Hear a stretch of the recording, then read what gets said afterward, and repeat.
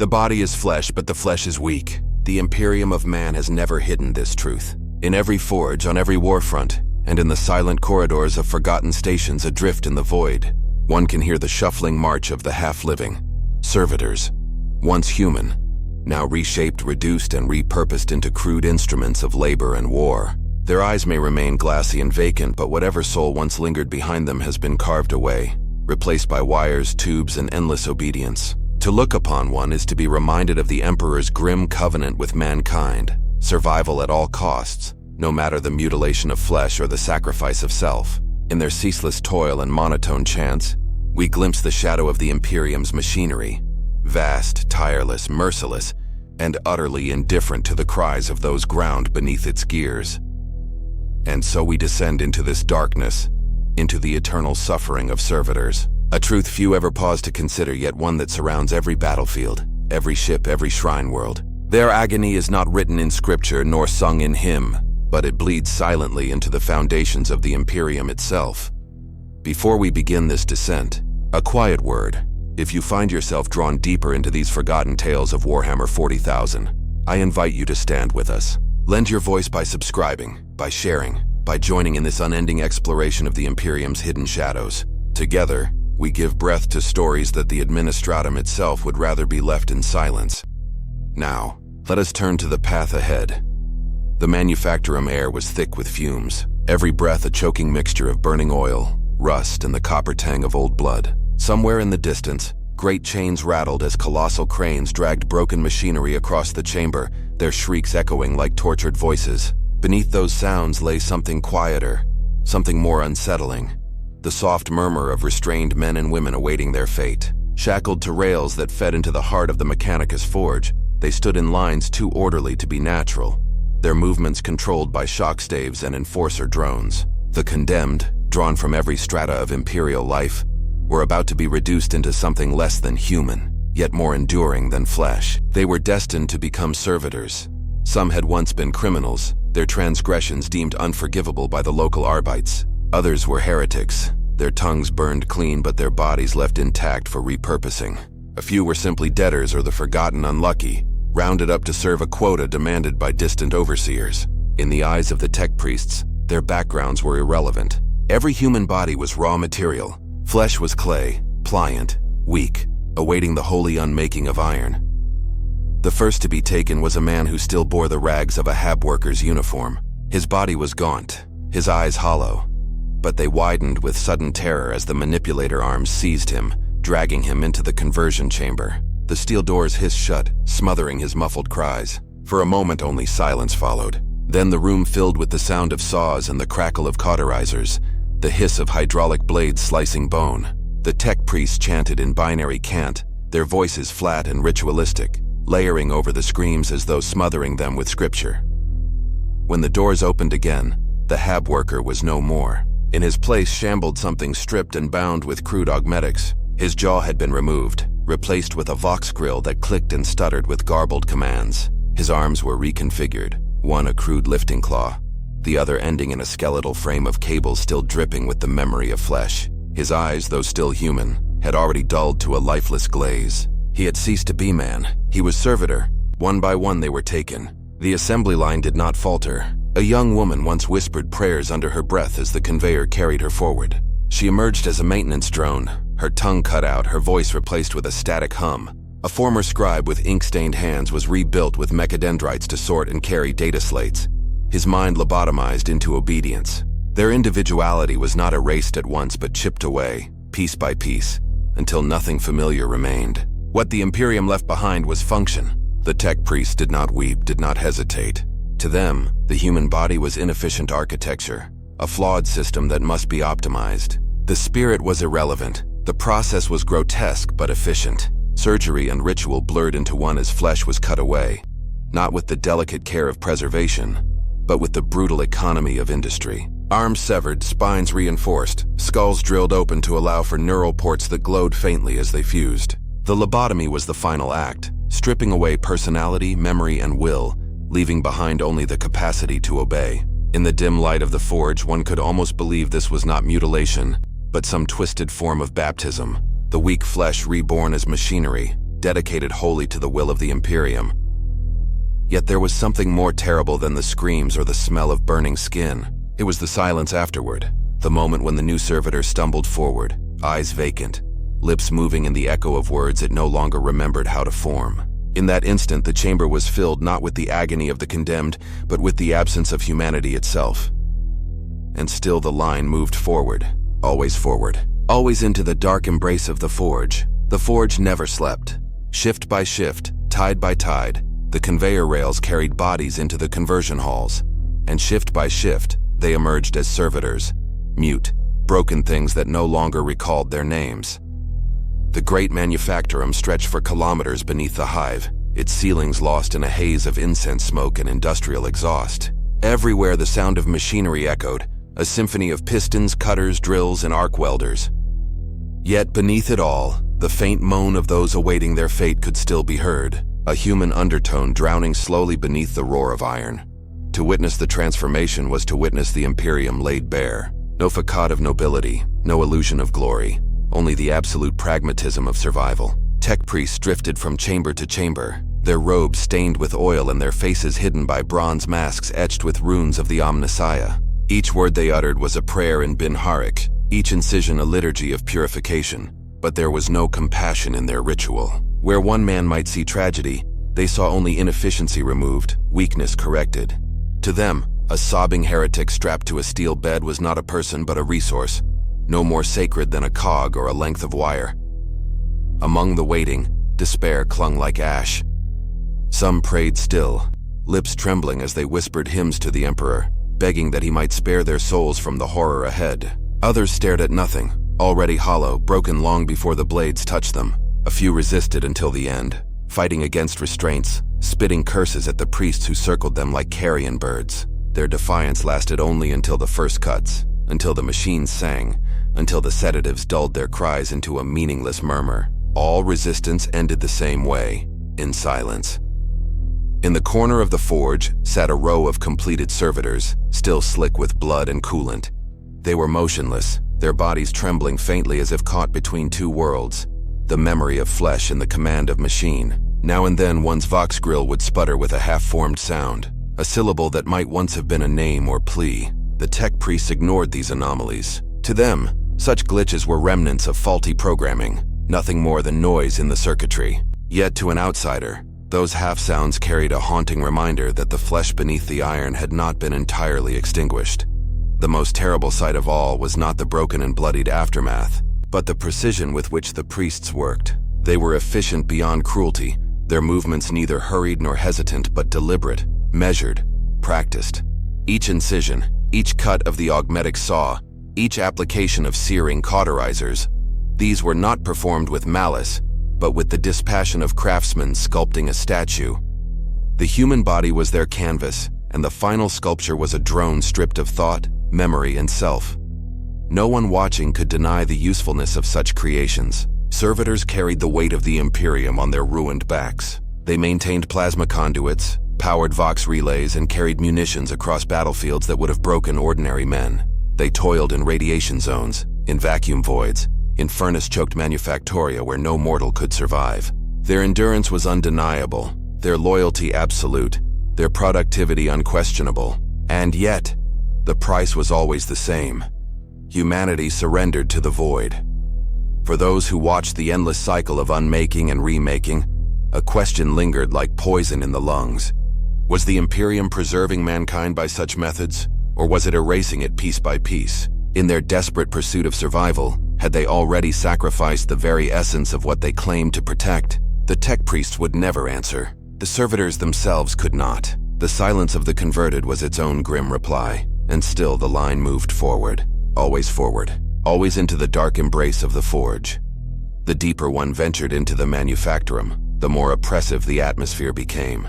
Heat radiated from furnaces like the breath of titans, filling the air with a constant shimmer that made the walls seem to ripple and bend.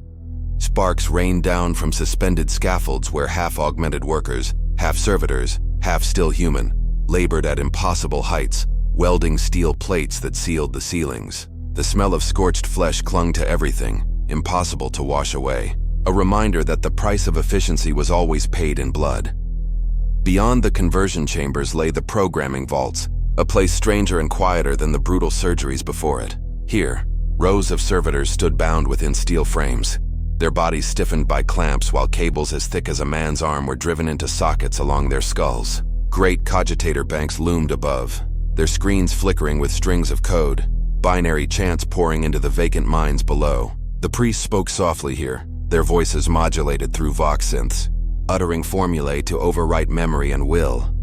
Occasionally, one of the servitors twitched violently, a shudder coursing through its ruined body as if something inside still struggled to resist. A flicker of humanity, a gasp, a strangled sob, a whispered fragment of a forgotten prayer would spill from its vox grill before the machine code swallowed it whole. The priest showed no reaction. They merely adjusted the dials, tightened the clamps, and flooded the brain with more holy programming until the voice was gone. What emerged from the vault was not merely mutilated flesh, but a hollow vessel emptied of self and filled with obedience. Some whispered that the lobotomy was not perfect, that faint remnants of identity sometimes remained, buried like embers beneath ash. The tech priests dismissed this as superstition, yet the evidence lingered. A servitor that paused for a fraction too long before carrying out a command. A garbled phrase escaping from a vox grill in the dead of night, too distorted to recognize but undeniably human in origin. Such anomalies were swiftly purged, the faulty units dismantled or recycled, but the whispers persisted, and in those whispers lay the greatest horror. That behind the blank stare of every servitor might still linger a mind screaming silently, trapped in eternal obedience. For the ordinary citizens of the hive, servitors were a common sight, their presence so routine that few gave them more than a passing glance. They delivered cargo, swept the endless corridors, operated the great engines that powered the city. To see them was to see part of the scenery, a fixture as natural as the ever-present fog or the glow of lumen strips. Few paused to ask what they had been before. Fewer still dared to consider whether they still were. Such thoughts were dangerous, heretical even, for to question the sanctity of servitors was to question the very methods by which the Imperium endured. Yet in the hushed corners of the underhive, where shadows stretched long and faith wore thin, there were always stories. Old habwives spoke of servitors whose eyes followed you with unnatural focus, or of drones whose mouths formed silent words that no vox grill translated. Some claimed that in the silence of deserted manufactoria, if you listened closely, you could hear faint sobbing threaded beneath the whir of servos. Were these tales truth, or the delirium of those who lived too long among the machines? The Mechanicus never answered, and perhaps that silence was answer enough. What remained certain was this. Every servitor began with a body and a soul, and every servitor ended as something less than either. In the great arithmetic of the Imperium, the equation was simple. Billions of lives fed the machinery of survival, and those billions were stripped of name, memory, and voice. It was not mercy. It was not justice. It was necessity. The Imperium endured because men and women became machines, because the weak flesh was discarded, and the stronger iron remained. That was the creed of the Forge. That was the destiny of the condemned. And as the last screams faded into the hum of circuitry, as the final names dissolved into binary static, the manufactorum echoed with a truth older than the Imperium itself. The body is flesh, but the flesh is weak, and weakness cannot be allowed to endure. The life of a servitor did not end with the conversion vault. It began there. What emerged from the forges of the Mechanicus was not permitted to rest, nor to linger in silence. Each newly minted drone was thrust immediately into labor, slotted into the endless machinery of the Imperium, where their suffering could be turned into productivity. On hive worlds, they were dispatched to cavernous manufactoria, their reprogrammed steps echoing across steel walkways as they joined the rhythm of a million others. In those colossal halls, the very air vibrated with the thrum of generators and the endless clatter of assembly lines. Servitors marched into the dark and never emerged again, becoming one with the unending toil of the hive. The conditions of such places defied imagination. The heat was suffocating, the air thick with promethium soot and choking chemical dust. Great piston engines roared overhead, compressing steel and iron into shapes demanded by the Adeptus Administratum. Sparks cascaded in showers from cutting rigs. Vast chains dragged ore and weapons alike into the maw of production lines that ran day and night without pause. Among all of it, servitors labored in silence, their flesh scarred and blackened by burns, their crude augmetics groaning with every motion. They required no food beyond nutrient paste, no sleep beyond the brief shutdown cycles forced upon them when their bodies collapsed. Their suffering was not measured in days, but in tasks completed, quotas achieved, directives obeyed. One could walk for hours through such halls and see nothing but their shuffling figures. Some fitted with mechanical claws worked as lifters, bearing crates heavier than any unaugmented man could dream of moving. Others stood in long lines as welding drones, sparks dancing from their eyes as built-in torches hissed against steel. 1,000 more sorted ammunition, scrubbed assembly floors, or crawled through vents clogged with ash and smoke to clear blockages before the machinery ground to a halt. The servitors filled every role that required endless endurance and no thought. They were living parts, as interchangeable as gears, designed to break only when their usefulness had been utterly drained. To those few who had reason to walk among them, the silence was worse than the noise of industry. The endless clang of hammers and the hiss of cutting torches were expected, but the mute obedience of thousands of once human beings unsettled even hardened overseers. They did not speak, did not complain, did not falter unless their flesh failed. When one collapsed from exhaustion or augmetic failure, the drones beside it simply stepped around the fallen body. Enforcers dragged the broken unit away, either to be repaired or recycled into spare parts, and the line did not stop. It could not stop. The Imperium demanded its tithes, and the machinery would be fed no matter the cost. There was no dignity in their labor, no recognition of their endless toil. No overseer recorded the names of the fallen. No priest lit a candle for their souls. The Mechanicus viewed them as tools, the administratum as numbers, the common worker as something both pitiable and feared. For all their silence, servitors were a reminder of the fate that awaited any who failed the Imperium's expectations. Their existence was both punishment and warning, a visible truth that weakness had no place in the Emperor's dominion. And so they worked, hour after hour, day after day, decade after decade, until their bodies gave out, until their augmetics corroded, until their flesh finally failed the iron that bound it. In the bowels of the hive they toiled without end, nameless shadows lost in the glare of forges that would never burn out. If the manufactoria of the hive were grim, the voidships of the Imperium were worse. Servitors filled their passageways like blood cells coursing through veins, each programmed to perform a task essential to the life of the ship. Some stalked the decks as maintenance drones, patching bulkheads and sealing breaches with welding torches mounted directly into their limbs. Others tended to the great plasma drives, their flesh blistering from proximity to raw radiation, their augmetic limbs shuddering under the strain of endless adjustment. On those decks where the glow of coolant vents painted everything in sickly blue light, the drones moved without hesitation, heedless of the agony etched into their ruined faces. The void was merciless. Hulls warped under pressure, atmospherics failed, fires erupted without warning, and in every crisis it was the servitors who bore the cost. When plasma leaks flooded corridors with invisible death, it was they who entered, their ruined lungs already half mechanical, their bodies collapsing only when the exposure was too much for augmetics to compensate. When void breaches tore holes into the ship, it was servitors who shambled into the rushing winds, clamping steel plates over the gaps until their bodies were sucked into the abyss. They were built to die, and their deaths ensured the survival of those whose lives were deemed more valuable. On some ships, entire sections were staffed solely by them, great echoing chambers where no human voice had been heard for centuries. These areas were called dead decks by the crew, places avoided whenever possible. The drones worked in endless silence, their movements slow, mechanical, without spark or variance. A passing officer might glance into such a space and see a dozen drones frozen in place, waiting for a command pulse from a distant cogitator. When the signal arrived, they moved as one, their limbs creaking in unison, their vox grills emitting static affirmations to orders only they could hear.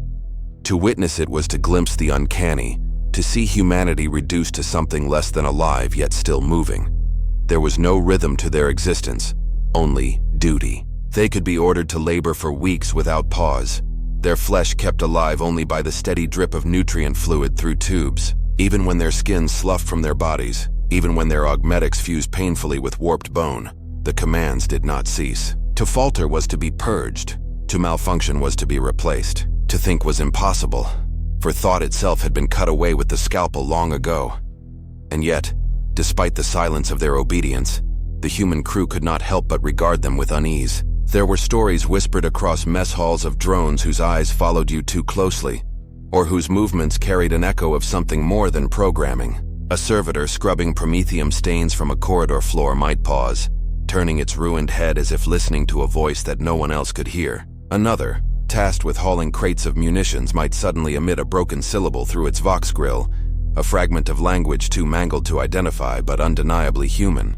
These moments never lasted long. The command pulses always reasserted control, drowning the anomaly in static, but they left behind a chill, a reminder that perhaps the machines were not as empty as the priest claimed.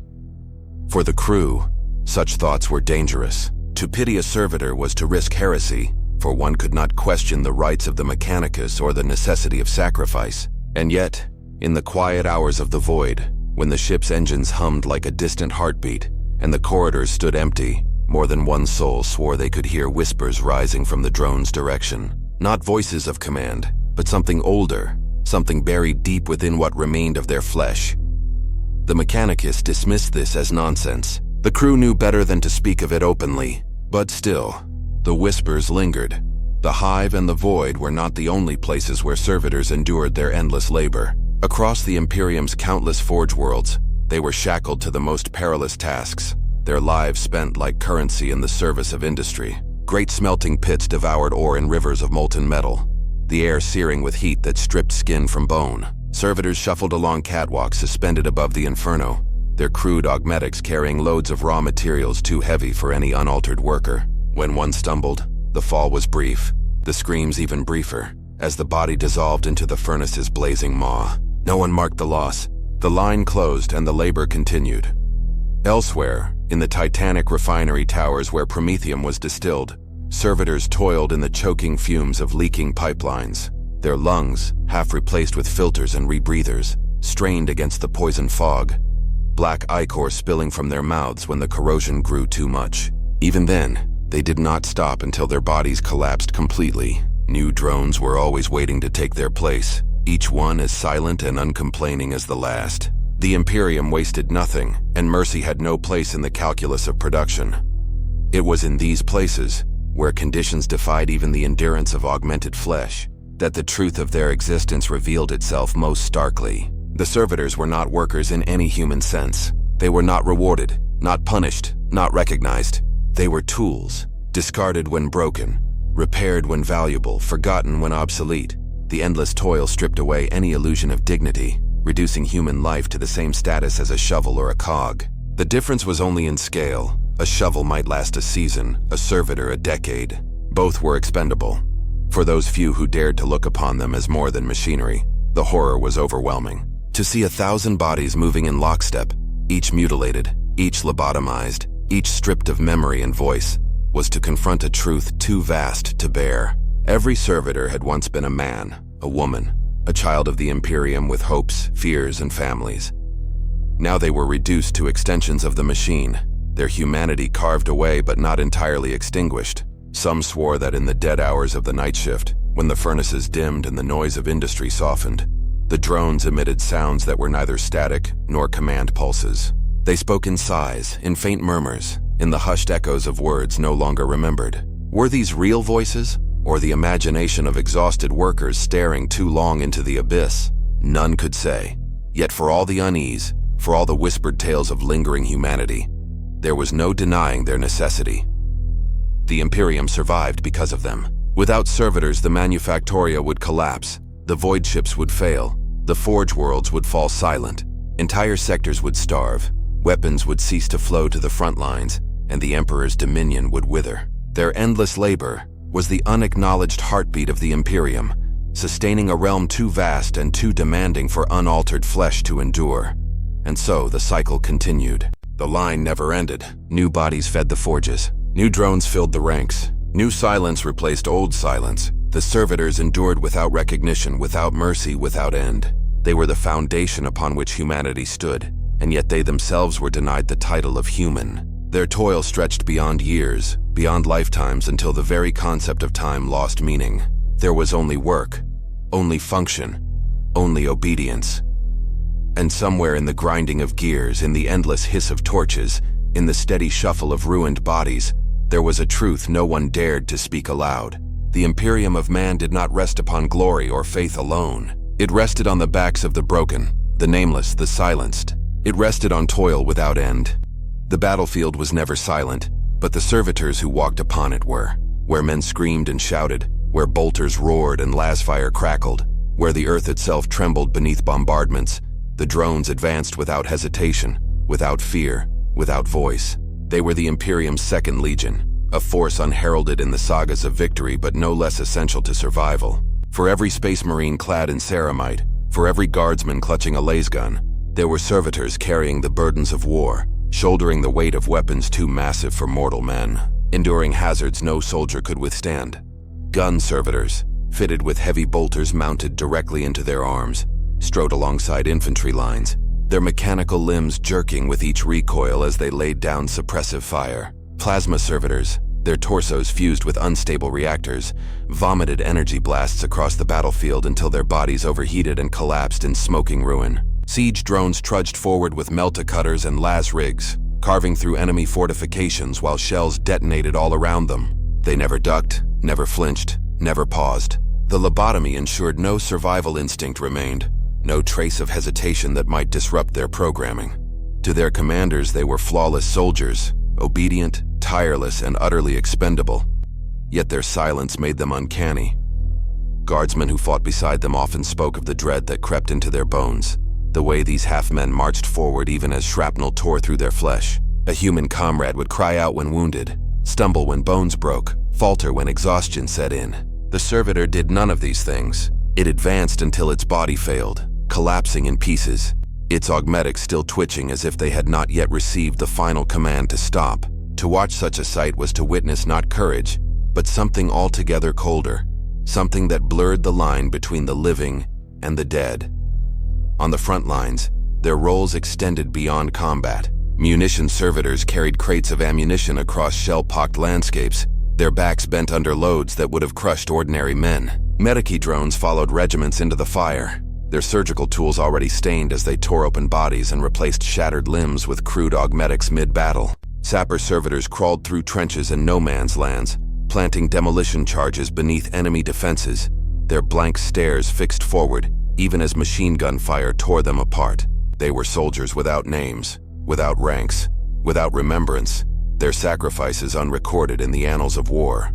Commanders valued them as resources, not as comrades. A guardsman might mourn the loss of a brother in arms, but the loss of a servitor was no more troubling than the depletion of ammunition or fuel. They were calculated into attrition rates, their destruction noted only as a logistical concern. This cold truth was never hidden. The drones themselves carried no expectation of honor, yet among the living unease lingered. To fight beside something that resembled a man but no longer was one gnawed at the soul, still their presence was indispensable. Armies that might otherwise collapse under pressure endured because servitors carried their burdens. Fortresses that might never have fallen were breached because drones marched unflinching into fire. Wars that might have lasted centuries ended because tireless machines of flesh and iron broke the stalemate. The Emperor's enemies feared the Astra Militarum, but beneath that fear was a quieter recognition. The Imperium could afford to sacrifice endless lives, not only because it conscripted billions, but because it could hollow out the condemned and send them forward as weapons. And so they advanced, war's silent legions, each step an echo of the humanity that had been stripped from them. The aftermath of battle revealed truths the fighting itself could never disguise. When the smoke thinned and the guns fell quiet, when the cries of the wounded carried across fields of churned mud and broken stone, the servitors remained as grim monuments to the Imperium's will. Some still moved, their programming dragging ruined bodies across debris-strewn ground, hauling shells or dragging weapons to positions long since abandoned. Others twitched in place, their augmetics sparking, vox grills hissing garbled fragments of machine code that no human tongue could decipher. For many, the battle did not end even when the war moved past them.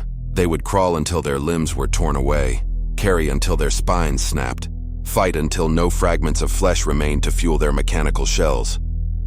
In these moments, guardsmen saw clearly the gulf that separated them from their silent allies. Where men slumped to the ground in exhaustion, gasping for air, wiping grime from their eyes, the drones carried on without pause. To see a figure so human in shape but so utterly divorced from need was unsettling in ways words could not capture. Soldiers whispered to one another, avoiding the gaze of a servitor whose pale, expressionless eyes stared past them, unblinking. They did not fear them as enemies, but as reminders that this fate could be theirs if discipline broke, if faith wavered.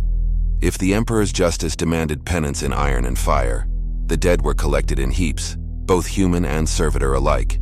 But there was a difference in the rituals that followed. Guardsmen were gathered for burial rites, their names spoken if remembered, their sacrifices honored by chaplains or commissars. Servitors were stripped for usable augmetics, their remains tossed into pits to be burned with debris. No prayers accompanied their disposal, no banners lowered in solemn tribute. They were resources that had been expended, tools that had served their purpose, nothing more. And yet, to some among the faithful, that callousness bred guilt. A medicae once murmured, as he cut augmetic implants free from a shattered servitor, that even a hollow man had once carried a soul. His words were not recorded in the official log, for such doubts were dangerous, but those who heard them never forgot. It was not only soldiers who looked upon the drones with unease. Enemy forces too recognized their presence with dread. Orcs roared with laughter when charging guardsmen, reveling in the promise of battle. But even they grew confused when facing servitors who did not react to pain or fear. Chaos cultists, screaming their devotions to the ruinous powers, faltered when gun servitors advanced through volleys of warp-twisted fire, blank faces untouched by madness. To fight something so silent, so mechanical in its slaughter, robbed enemies of their frenzy. It reminded them of the Imperium's relentlessness. Not just a human empire, but a machine of flesh and steel grinding forward without end. There were tales whispered by survivors of servitors who did not stop fighting long after their commanders were slain. Drones who continued to load artillery, who fired weapons at phantoms, who marched into storms of fire until they ceased to exist. To some, these stories were dismissed as battlefield hallucinations, the mind's attempt to rationalize horrors too great to bear. To others, they were evidence of something darker, that beneath the silence, fragments of will still stirred, unable to disobey, unable to escape. Was there a man screaming within, unheard, unseen, locked in eternal obedience to a master he no longer recognized? None could say, and none dared to speak of it openly. For the Imperium, such questions were irrelevant. Servitors existed to serve, not to be pitied. And so they marched, generation after generation, war after war, their numbers replenished as swiftly as they were destroyed. The legions of silence stretched across centuries, as eternal as the Imperium itself. In the deep vaults beneath Imperial strongholds, the echoes of war never fully faded. The clang of augmetic limbs striking ferrocrete corridors, the rasp of gears grinding with every motion, the heavy shuffle of endless feet. All of it blended into a rhythm that was at once lifeless and eternal. It was here, away from the chaos of the battlefield, that servitors were stored between wars, standing in long ranks within steel pens, their bodies dormant but never truly at rest. They were silent even in stasis, waiting for the next command, their minds locked in frozen obedience. The smell of oil and antiseptic hung in the air, masking the faint rot of flesh that machinery could not prevent from decaying. Tech priests walked among them with ritual precision, checking data slates, whispering Benharic prayers to soothe machine spirits fused within mortal shells. To the Mechanicus, the servitors were not soldiers or sinners, but sacred instruments. Each augmetic limb was a testament to the Omnissiah's will, each neural shackle a holy link between flesh and machine. They saw beauty where others saw horror, order where others saw blasphemy. For them, the silence of the servitors was not emptiness, but perfection. The human stripped of weakness, reshaped into pure function. And yet even here, unease lingered. A guardsman assigned to guard duty in these vaults once confessed that the silence was worse than battle. At least on the front lines, death had a sound, a rhythm, a climax. Here there was only stillness, broken by the faint hiss of pneumatic systems keeping dormant bodies alive. He swore that sometimes he heard whispers among the ranks, not Benharic machine code, but human voices murmuring in the dark. When he told his officer, he was beaten for speaking heresy, but the fear remained, etched into his face as deeply as scars. The Imperium demanded no answer to such fears. Faith did not bend to doubt, and doubt did not halt war. When the order came, the servitors awoke, their eyes flickering with pale light, limbs jerking to life as machine code cascaded through their cortexes. They marched out from the vaults, single file, into waiting transports. There was no farewell, no blessing, no hesitation. They simply left as they had always done, as they always would. When deployed en masse, they became something more than tools. Columns of servitors advancing across blasted plains evoked visions of a second army layered upon the first. a legion of husks reinforcing the living. They did not inspire in the way that Space Marines did, nor did they rally courage like a commissar's fiery oration. Instead, they embodied inevitability. To witness them advancing was to understand, in some cold place within the soul, that the Imperium did not march forward through will alone, but through the sacrifice of lives stripped of choice.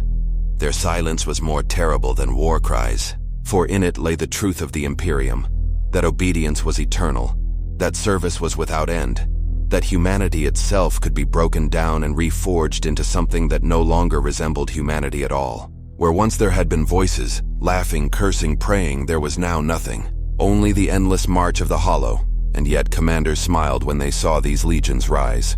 They saw not the death of self, not the erasure of man, but the assurance of victory. The Emperor's enemies would fall beneath this weight of flesh and iron, for who could stand against an army that never faltered, never feared, never even breathed? The answer, as history had shown again and again, was no one.